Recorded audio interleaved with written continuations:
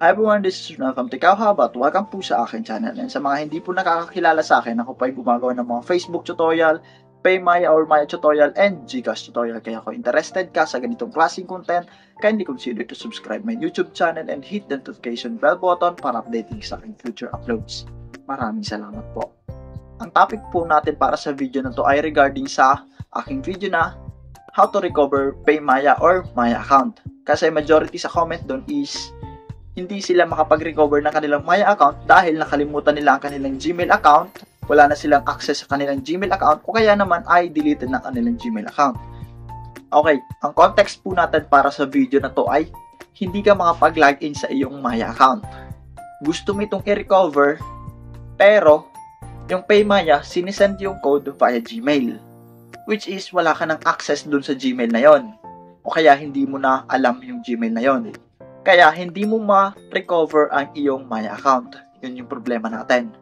Yung solution na ipapakita ko sa inyo o tuturo ko sa inyo ay palitan natin ang Gmail na registered doon sa Maya account natin. Palitan natin ng bago para once na mag-recover tayo ng ating Gmail account, doon na sa bago Gmail papasok yung code.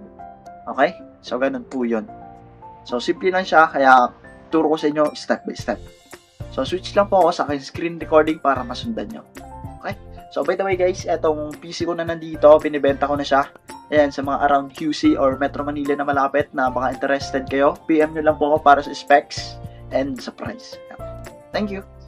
Dito na po ako sa aking screen recording. Ang first step po natin na gagawin ay i-open ang ating browser. Step number 2 natin ay i-search ang Maya Help Center. Okay. Next step natin ay scroll natin siya pababa. Pag nakita na natin tong Help Center Maya, itap po natin yan. Ang next step naman natin ay scroll natin siya pababa. Pag nakita na natin tong Browse by Topic, hanapin natin ang Managing Your Accounts and then itap natin ito. Next step natin dito, pag nandito na tayo sa Managing Your Account, scroll natin siya pababa. Pag nakita natin tong Load More, itap po natin yan. And then, scroll ulit pababa. Pag nakita na natin tong I forgot my password, how can I recover my Maya account, itap po natin yan. Kasi dito tayo papasok. After nyan, scroll natin siya pababa. Pag nakita mo na tong related articles, hanapin mo itong How do I change my password and account recovery email. Itap po natin yan pag nakita mo na. Ayan, sana nasusundan po. Ayan, nandito na tayo. Ang next step po natin na gagawin ay scroll natin siya pababa.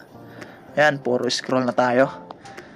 Okay, so nandito na tayo. Kasi nga, ang context natin ay hindi natin ma-recover ang ating Maya account dahil nakalimutan natin ang ating email address na ginamit sa Maya, o kaya naman ay wala na tayong access dito, di ba? And then if you no longer have access to your email, ganito ang gawin natin. Fill out the change email form and attach the required documents. Once submitted, makaka-receive ka ng tracking number sa iyong email na ilalagay dito sa form. Next is ang pag-process po ay within 3 business days. Ibig sabihin, kapag po kayo ay nag-submit ng form ngayong Biyernes, mapaprocess po ito next week, Wednesday. Hindi po included dito ang Saturday and Sunday. Okay, gets po ba? Ngayon, open na natin itong change email form. Ayan, nandito na tayo sa form. Sagutan natin lahat ng field na nandito. First is reason for request. May dalawang option dito. First is I cannot access my existing recovery email address. Next is I forgot what my existing recovery email address is. Okay, ang pinagkaiba po nito, itong una is alam mo pa ang iyong email address na ginamit sa Maya account, ngunit hindi mo na alam paano to i-login o limot mo na yung password for short. And then, yung pangalawa is, limot mo na lahat. Hindi mo na maalala kung ano yung email na ginamit mo sa iyong Maya account. Since, halimbawa, matagal mo na siyang ginawa, kaya nakalimutan mo na rin. So, mamili ka sa dalawa na to. Ang maigi dito, etong pangalawa. Ayan, kapag hindi mo na talaga maalala kung ano yung Gmail na ginamit mo sa iyong Maya account. Next natin is mobile number. Ang format po dito ay dapat nag-i-start siya sa 09.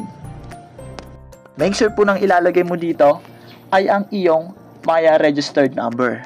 Okay? Next field natin is your name. Dito po is dapat nag-i-start siya sa first name and then last name. Ganyan po yung format niya. Tapos, dito sa field na to, existing recovery email address, dito mo po ilalagay kung alam mo pa ang iyong email address na ginamit sa Maya. Pero kapag hindi naman, leave it blank lang po. Huwag mo na po itong lagyan ng kung ano-ano. Okay?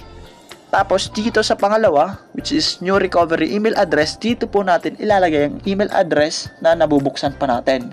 Make sure po na active ang ating Gmail address na ilalagay dito o kaya naman ay na-open mo pa. Alright, ayan. And then makikita natin sa taas na nalagyan siya, burahin lang po natin yan. Kasi nga, hindi na natin maalala kung ano yung existing recovery email address natin. Diba? Next natin is valid ID. Mamili po tayo dito kung anong ID yung gagamitin natin. Pwede rin postal ID. Piliin natin yan. Tapos, attach valid ID. Dito po sa una is yung front ng ID natin. Okay? Okay, kaya naman ay kung meron kayong NBI clearance, yung front po ng NBI clearance. Picturean nyo po yon ng malinaw at nababasa. Okay? And then, attach kayo dito. Ayan. Tapos, pag naka-attach na kayo, dito naman is yung likod ng ID na sinubmit nyo dito sa una. Kumbaga, front and back. Yan. Tap nyo lang yan. And then, next attachment natin ay attach specimen signature. Okay? Ang gawin nyo dito, sa isang bond paper, okay, bond paper, kuha kayo ng ballpen, magpirma kayo doon ng tatlo siya na pirma, okay, magkakasunod-sunod.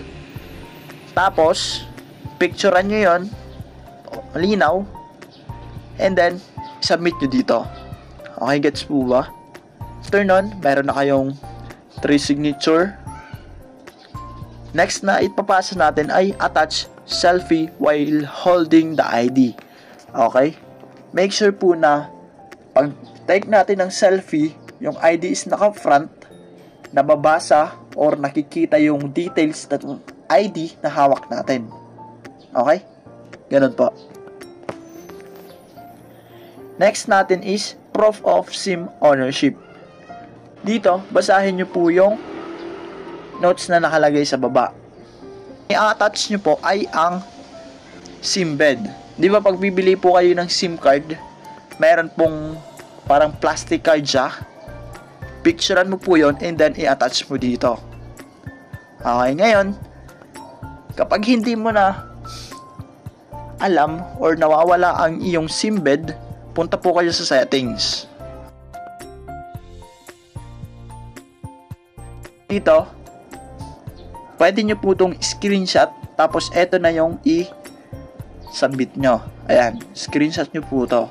SIM, TNT, ayan. Pwede na po yan. Acceptable po yung ganito. Okay. So, after nyo pong masubmit yan dito, ayan, submit natin. After nyo masubmit, dito sa description, provide details of your concern here. Ano ba yung pwede nating ilagay dito?